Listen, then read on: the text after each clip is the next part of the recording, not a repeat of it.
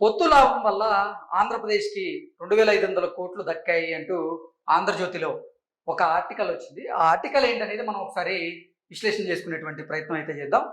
పొత్తు లాభం ఏపీకి దక్కిన 2500 కోట్లు. హైదరాబాద్ ప్రాజెక్టులపై అసలు వడ్డీ చెల్లిస్తున్న ఏపీ. 42% ఇవ్వాల్సిన తెలంగాణ రాష్ట్రం. నాడు సహకరించని కేసీఆర్, పట్టించుకోని జగన్. సమస్యల పరిష్కారం పైన చంద్రబాబు చొరవ. కేంద్ర ఆర్థిక శాఖ సూచనతో స్పందించిన టీ సర్కార్.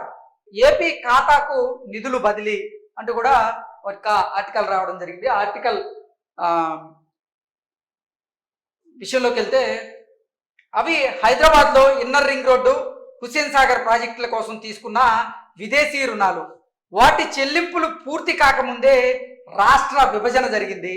ఆంధ్రప్రదేశ్ పేరుతో ఉన్న ఖాతాలు నవ్యాంధ్రకు రావడంతో సదరు రుణాలకు సంబంధించినటువంటి వడ్డీ అసలును ఏపీ ప్రభుత్వమే కడుతోంది. ఏటా అందులో 42% తెలంగాణ సర్కారు ఏపీకి చెల్లించాలి.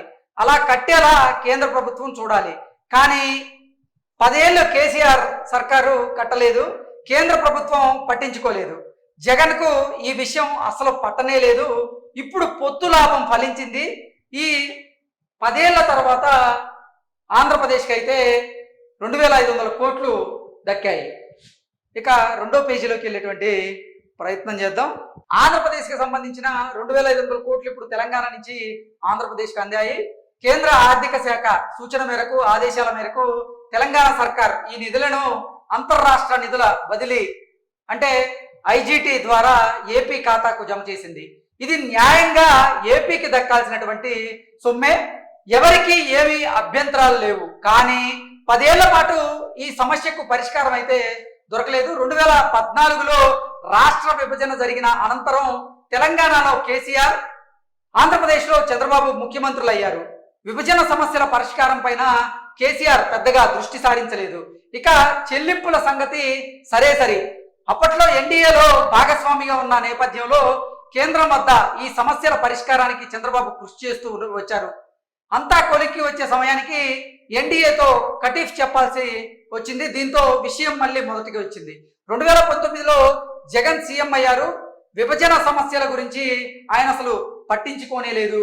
జగన్కు అటు కేంద్రంలో మోదీతో, తెలంగాణలో కేసీఆర్తో సత్సంబంధాలు ఉన్నప్పటికీ అవి రాష్ట్ర ప్రయోజనాల కోసం ఉపయోగపడలేదు. సో జగన్మోహన్ రెడ్డి ముఖ్యమంత్రిగా ఉన్న సమయంలో అంటే 2019 నుంచి ఈ 2500 కోట్లు తెప్పించుకోవాల్సింది. అంటే ఇటు కేసీఆర్తో కానీ, అటు కేంద్రంతో మోదీతో కానీ జగన్మోహన్ రెడ్డికి సత్సంబంధాలు ఉన్నప్పటికీ కూడా జగన్మోహన్ రెడ్డి రాష్ట్ర ప్రయోజనాలకి ఆయన ఏమాత్రం ఉపయోగకరంగా చేయలేదు. ఆయన స్వలాభం కోసం మాత్రమే పనిచేసుకుంటూ వచ్చారంటూ ఈ ఆర్టికల్ అయితే రాయడం జరిగింది. కలిసి వచ్చిన కాలం. నవ్యాంధ్రకు చంద్రబాబు గారు రెండోసారి ముఖ్యమంత్రి కాగానే విభజన సమస్యలపైన చంద్రబాబు గారు దృష్టి సాధించారు. దీనికి తెలంగాణ సీఎం రేవంత్ రెడ్డి కూడా సహకరించారు. పైగా ఎన్డీఏ సర్కార్లో టీడీపీది కీలక పాత్ర కావడంతో కేంద్రం కూడా సహకరించింది. హైదరాబాద్లో ఇద్దరు ముఖ్యమంత్రులు, ఇతర మంత్రులు, ఉన్నతాధికారుల సమక్షంలో సమావేశాలు జరిగాయి. ఢిల్లీ పెద్దలతో కూడా ఈ అంశం మీద చర్చించి ప్రతి వారం ఈ చర్యల పురోగతికి పర్యవేక్షణ చేస్తూ ఉన్నారు కేంద్రం కూడా. ఇదే క్రమంలో హైదరాబాద్లో inner ring road, Hussain Sagar ప్రాజెక్టుల కోసం ఉమ్మడి రాష్ట్రంలో తీసుకున్నటువంటి విదేశీ ఆర్థిక సంస్థల సహాయంతో చేపట్టేటువంటి ప్రాజెక్టుల రుణాలకు సంబంధించినటువంటి అసలు వడ్డీ మొత్తాన్ని కూడా ఏపీ సర్కారే చెల్లిస్తున్న అంశం తెర మీదకి వచ్చింది. ఇందులో 58% ఏపీ, 42% తెలంగాణ చెల్లించాలి. కానీ 10 ఏళ్ళుగా తెలంగాణ నుంచి చెల్లింపులే జరగలేదు. ఇప్పుడు అంటే ఇన్నాళ్లకు దీనికి సంబంధించినటువంటి 2500 కోట్లు ఆంధ్రప్రదేశ్కి అయితే దక్కాయి. కేంద్ర ఆర్థిక శాఖ సూచనతోనే తెలంగాణ ప్రభుత్వం ఈ నిధులను రాష్ట్రానికి జమ చేసింది. పొత్తు లాభాలను స్వప్రయోజనాలకు కాకుండా రాష్ట్ర ప్రయోజనాలకు ఉపయోగిస్తే ఇలాంటి ఫలితాలే వస్తాయని అధికారులు అయితే పేర్కొంటూ ఉన్నారు. ఈ అంశం మీద మనం పూర్తి స్థాయిలో విశ్లేషణ చేసుకునేటువంటి ప్రయత్నం చేద్దాం. ప్రస్తుతం మనతో పాటు ఉన్నారు ప్రముఖ రాజకీయ విశ్లేషకులు, ప్రముఖ సీనియర్ జర్నలిస్ట్ దుర్గా వడ్లమణి గారు. వారితో మాట్లాడుతుంది. దుర్గారు హాయ్ అండి. ఈ అంశం మీద విశ్లేషణ ఏంటి? అంటే మనం చెప్పుకుంటూనే వచ్చాం, జగన్మోహన్ రెడ్డికి రాష్ట్రం మీద ప్రేమ లేదు, ఆంధ్రప్రదేశ్ రాష్ట్రం మీద ప్రేమ లేదు. కేసీఆర్ తో కుమ్మక్కయ్యి ఆయన హైదరాబాద్ అభివృద్ధి చెందుతుంటే చూస్తూ కూర్చున్నాడు. హైదరాబాద్ నుంచి రావాల్సిన అప్పులు కావచ్చు, ఆస్తులు కావచ్చు, వాటి మీద ఒక్కరోజు కూడా దృష్టి పెట్టలేదు. దీని మీద చాలా సార్లు మనం కూడా మాట్లాడాం. అయితే ఇప్పుడు కనుక చూసుకుంటే చంద్రబాబు నాయుడు వస్తే ఏంటి, చంద్రబాబు నాయుడు వల్ల ఏముంది, 74 ఏళ్ల ముసలివాడు అంటూ మాట్లాడారు కదా. అలాంటి వాళ్ళకి ఇది ఒక ఉదాహరణ, చక్కటి ఉదాహరణ. ఎందుకంటే 2500 కోట్లు, అది కూడా తెలంగాణ రాష్ట్రం నుంచి మనకి రావటం అంటే చాలా పెద్ద విషయం కదండి. ఇన్ని రోజులు అంటే ఫస్ట్ 5 ఏళ్లు విభజన 2014లో జరిగితే 14 నుంచి 19 వరకు చంద్రబాబు నాయుడు ముఖ్యమంత్రిగా ఉన్నప్పుడు ఈ వీటి కోసం కృషి చేశారు ఆయన. కానీ అప్పుడు కేసీఆర్ సరిగా సహకరించలేదు. కేంద్రంతో కూడా ఆయన చెప్పారు, ఫస్ట్ కేంద్రంతో ఆయన ఉన్నారు కాబట్టి అప్పట్లో పొత్తులో భాగంగా. కానీ అవన్నీ ఒక కొలిక్కి వచ్చే సమయానికి ఆయన కేంద్రంతో విభేదించి పొత్తులోంచి బయటకు వచ్చేసారు. దానివల్ల కేంద్రం కూడా పట్టించుకోలేదు. సరే, గత 5 ఏళ్ళు అసలు జగన్ కి ఈ విషయం తెలుసో లేదో మనకు తెలియదు. ఆయన పాపం చాలా బిజీగా అవినీతి. అంటే ఈ ఆర్టికల్ ప్రకారంగా అయితే జగన్మోహన్ రెడ్డికి తెలుసు, కానీ జగన్మోహన్ రెడ్డి ఏంటంటే రాష్ట్ర ప్రయోజనాల కంటే కూడా స్వప్రయోజనాల మీదే ఎక్కువగా ఆసక్తి చూపించాడు ఈ 5 సంవత్సరాలు. దాంతో పాటుగా ఇటు తెలంగాణ ముఖ్యమంత్రి అంటే అప్పట్లో తెలంగాణ ముఖ్యమంత్రి అయినటువంటి కేసీఆర్ గారితో, అలాగే ప్రధాని మోదీ గారితో ఆయనకి సత్సంబంధాలు ఉండేవి కాబట్టి ఈ అంశం మీద ఆయన వారిని డిమాండ్ చేయలేదు అనేటువంటి వార్తలు అయితే మనం చూస్తూ ఉన్నాం. అంటే ఒకటి, కేసీఆర్ తోటి ఆయన సత్సంబంధాలు ఉన్నాయండి.